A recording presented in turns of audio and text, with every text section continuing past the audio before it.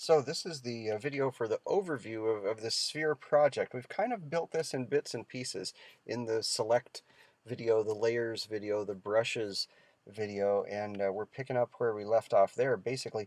So you want to start out with a new document, and that's, you know that by now, under File, New, in Photoshop. We're making it 5 inches wide by 7 inches high, just kind of an arbitrary measure. To some degree. The resolution of 300 pixels per inch. 300 pixels per inch is a big thing around here. Um, your pixel per inch resolution in a Photoshop document needs to be pretty much double what your lines per inch resolution will be in print. And a pretty common lines per inch resolution in print is 150. So at actual size, if we wanted this to print in a magazine at 5 inches wide by 7 inches high as some sort of illustration or something, we would need to set up this document from the beginning with a resolution of 300 pixels per inch or higher. You can always downsample, can't upsample. It's tough, tough, tough for Photoshop to at least in this version, and any version up to this, tough for Photoshop to upsample something to make it larger and make up information about what goes in between a couple of pixels that used to be next to each other, but now they're 10 pixels apart. So resolution is really key. 5 by 7, 300 pixels per inch. We're setting this one at grayscale. Most things that we do in this class will start out at least in RGB. Most of our Photoshop coursework will work in RGB mode. This particular assignment we're working in grayscale. Background color white and 8-bit pixel depth is fine for this one as well. That means in each pixel we've got 256 shades of gray, which for gray is pretty good. You can name your document. Name it your name underscore 2. But I've done that. Your name underscore 2.psd, and you'll develop this layered file. Of course, it's not going to look like this at first. At first, it's just going to be just this plain blank document, either transparent here with the gray checks, or maybe you set it to have a white background. So how did I get this gradient background? Because I didn't really address that in any of the videos yet. I'll just go ahead and make a new layer here. And whoops, let's bring that down. Oh yeah, layers. I forgot to mention, if you want to reorder your layers, you can drag them under or over one another. And so here we'll pretend that this was a brand new document. I can go in here and get my gradient tool, which we haven't really talked about much. There's the gradient tool in the toolbar. You might see the paint bucket tool in its place. Just toggle out, click and hold and toggle out for that gradient tool. It gives you some choices. You can do linear gradients, radial gradients, gradients that look as if you're looking from the top view of a pyramid, or gradients that look like it's a round pipe. For this one, I just did a regular linear gradient, and again, these are all up in the options bar, as is a blending mode and opacity. Opacity is easy enough to understand. Blending modes we'll talk about at length in another module. But for now, you can double click on that little gradient icon up there, or actually just single click, and here you can choose from some kind of preset gradients. You can choose foreground to background, or black to white. And here you can adjust, some people call it the curve of the gradient. You can adjust how quickly it gradiates from one color to another. You can adjust how quickly it gradiates to the midpoint between those two colors if you want to emphasize a certain color or shade, in this case, more than another. Whoops, let's not do that. I just did a Command Z to undo. This is looking pretty good. I'm going to click OK there. And I can start at the bottom of my image, and if you hold down the Shift key, it'll constrain to up or down, or 45-degree angles, or sideways. There we go. Didn't quite want to do that. But you can start at the bottom of the image. I'll hold down my Shift key so I get a straight up and down gradient.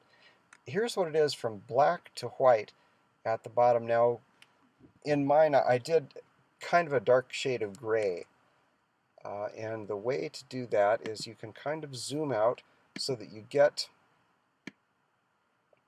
a larger pasteboard. Get a larger pasteboard, and I can start with my gradient tool way out here on the pasteboard, way outside of my document even. I'll still hold down my shift key, click and drag, and I can stop outside of my document because I probably don't want it to go to pure white. And I let go. Sure enough, I've got a nice gray. This is even a more mid-gray than I had going before. Might like that better, who knows?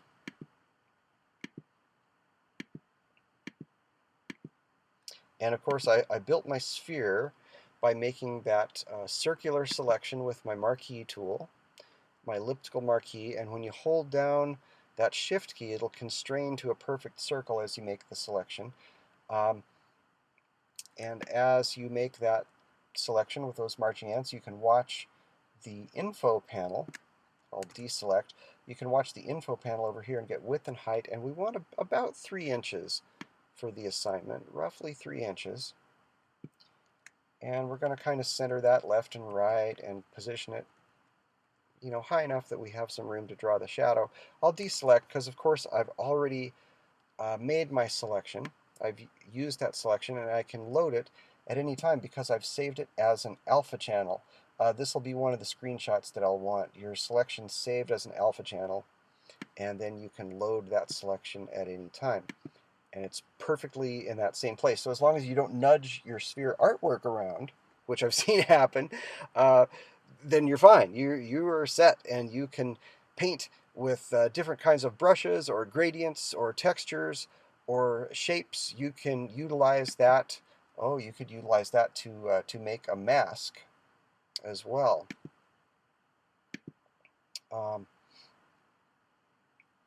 And you can add as many layers to your heart's content. One thing I didn't talk probably enough about when I did the brush video was whether to use opacity in your brush tool or to use opacity on the layers. And the answer is, like I usually answer, it depends. It depends on what you want.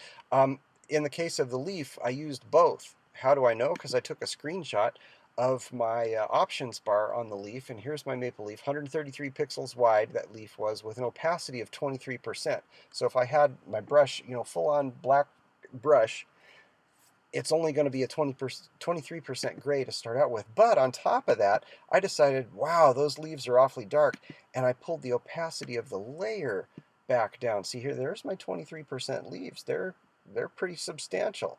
And so I pulled the opacity of that layer back down to, what was it, 34%, something like that. Yeah, and there they are.